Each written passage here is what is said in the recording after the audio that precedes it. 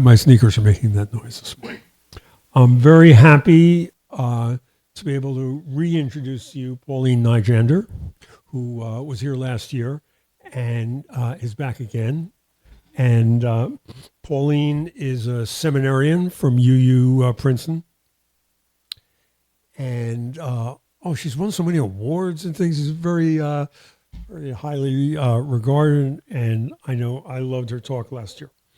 The thing I like best, though, about getting in touch with Pauline is to get an email from her, because you know how everybody has a little sign, not everybody, has a little phrase or a sentence or an idea after, to go with their signature.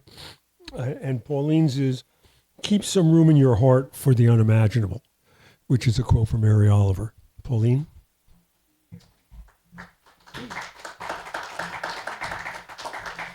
Thank you for having me back. Speaking of Mary Oliver, I'm going to cheat. We're going to have a Mary Oliver poem before I actually get to the sermon. So, I know.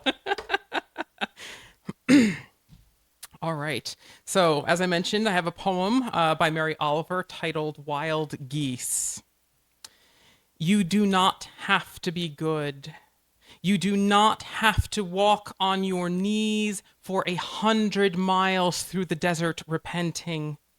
You only have to let the soft animal of your body love what it loves. Tell me about despair, yours, and I will tell you mine. Meanwhile, the world goes on. Meanwhile, the sun and the clear pebbles of the rain are moving across the landscapes, over the prairies and the deep trees, the mountains and the rivers. Meanwhile, the wild geese, high in the clean blue air, are heading home again. Whoever you are, no matter how lonely, the world offers itself to your imagination, calls to you like the wild geese, harsh and exciting, over and over announcing your place in the family of things.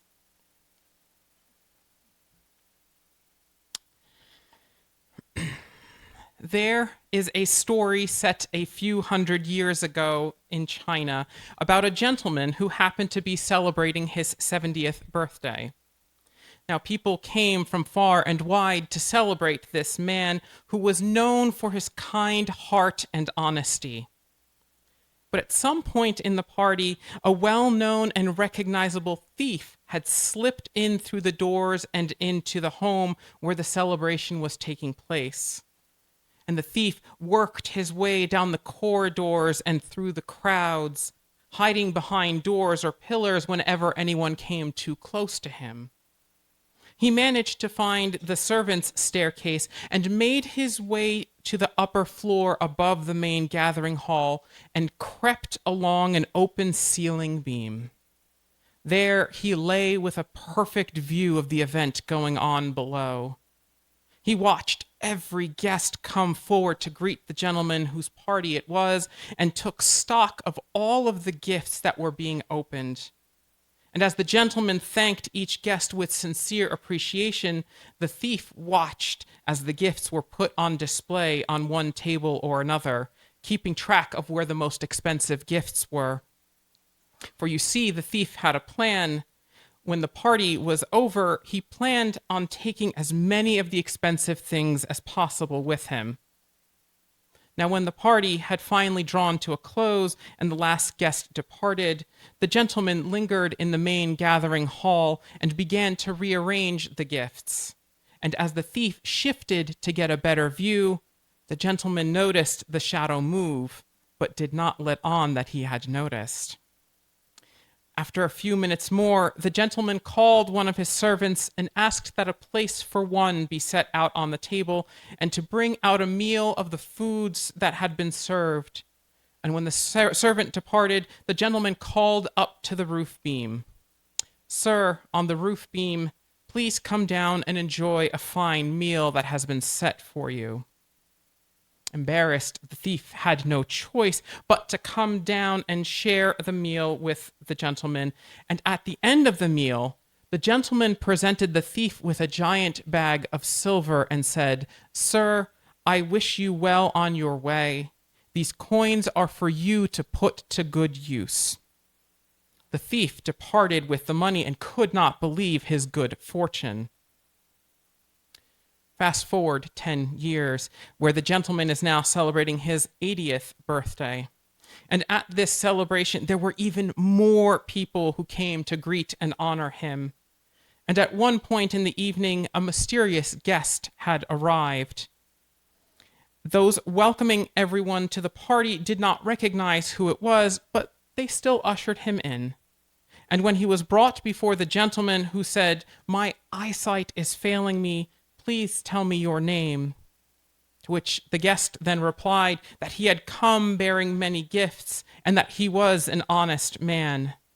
And he continued to share that where his money once came from questionable sources and would be squandered on different indulgences, a stranger's compassion and kindness had changed everything for him and had inspired him to be kind and compassionate to others.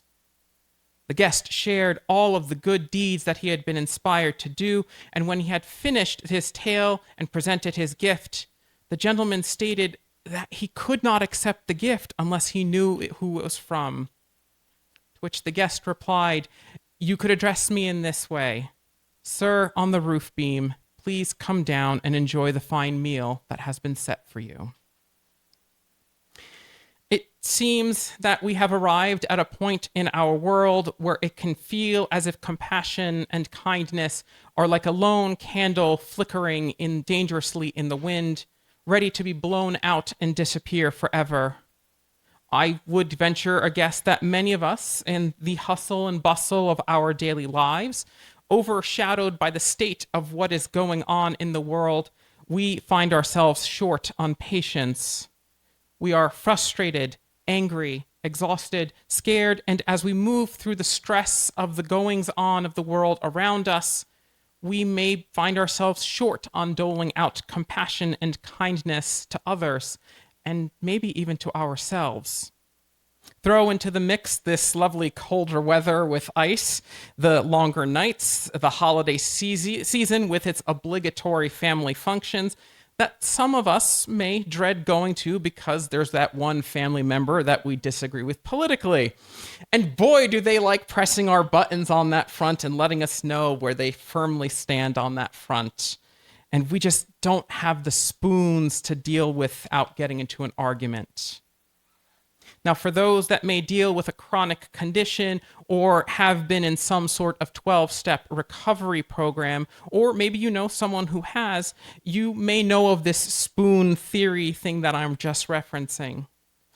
But if you are unfamiliar with it, in short, we are each given a set number of metaphorical spoons each day, and everything we do costs a certain number of spoons in order to accomplish this task. And there may be some days that we find ourselves still needing to cook dinner, we need to eat dinner, and we need to take a shower. And each of those activities costs one spoon, but we only have one spoon remaining. When I am in that position where I am out of spoons and I find myself borrowing spoons from the next day and the next day, my cheerful disposition can go away, and my ability to be kind and compassionate to those around me, and this definitely includes strangers, well, that can seem to fall by the wayside. However, that is where compassion and kindness are needed the most. It is in these situations where we are not the only ones struggling, and that a kind word or kind deed can go a long way toward giving us some of those spoons back, both to ourselves and to another person. Think about the time that you were having a particularly bad day. What did that day look like to you? What did it feel like? For me, a specific day continues to stick out in my mind. I, for one, do not like to fly. Not because of a fear of flying specifically, it's more of a fear of flying while being transgender. A year and a half ago, I was flying back from a work conference in Florida when I was stopped by the TSA after going through their body scanners. The experience, while awkward and rather uncomfortable for both the agent and myself, mercifully went without issue, but it had soured my mood to the point that my own anxiety became overpowering. And while waiting in line to get food at the airport, a complete stranger had noticed the t-shirt that I had on. They cracked a joke that only someone familiar with the context of my t-shirt would understand, and we struck up a fun conversation about Dungeons and Dragons. This simple act of kindness and compassion did not cost them an entire bag of silver, but its impact was certainly on the level as if they had given me that bag. Honestly, I suspect that this stranger did not realize just how much she had helped me and the profound effect that it had in reversing the stress and anxiety of the previous interaction through that security checkpoint. And that's the thing. We don't know the things that are going on in the lives of those around us, but even those simple acts of compassion and kindness can do something as make someone's day better and less anxious. Or it could be something that could have such a lasting effect that it can shape the world so profoundly that we cannot measure its effects until well after the act. Take Christian mystic Howard Thurman, who was born in 1899 and authored a number of texts and ideas that many say helped to shape the ideas of the nonviolent resistance movements of the civil rights era. At the age of 14, he had to travel over 100 miles in his home state of Florida in order to be able to go to a high school for black children. And upon arriving at the train station, he found out that while he had enough money to cover his own fare, he did not have enough money to cover the cost of his luggage. Alone and crying on the platform, a mysterious stranger's compassion for Thurman's situation saw that stranger paying for his luggage so that he could continue his education. This one simple act of kindness and compassion was so powerful that it left a mark on Thurman that was so profound, it guided the work that he did for the rest of his life. Think about it. That one act of compassion, had it not happened, could have changed the course of the civil rights movement as we know it. Gone is an important influence of Martin Luther King Jr. and many others that we see as the leaders of that time. And just like in the story of the gentleman and the thief, the gentleman's single act of kindness had such a profound effect on the life of the thief that it helped to shape the thief's actions over the next decade to be one where he gave generously, and it changed his life forever. Then how many lives did that change? How many lives did that then change?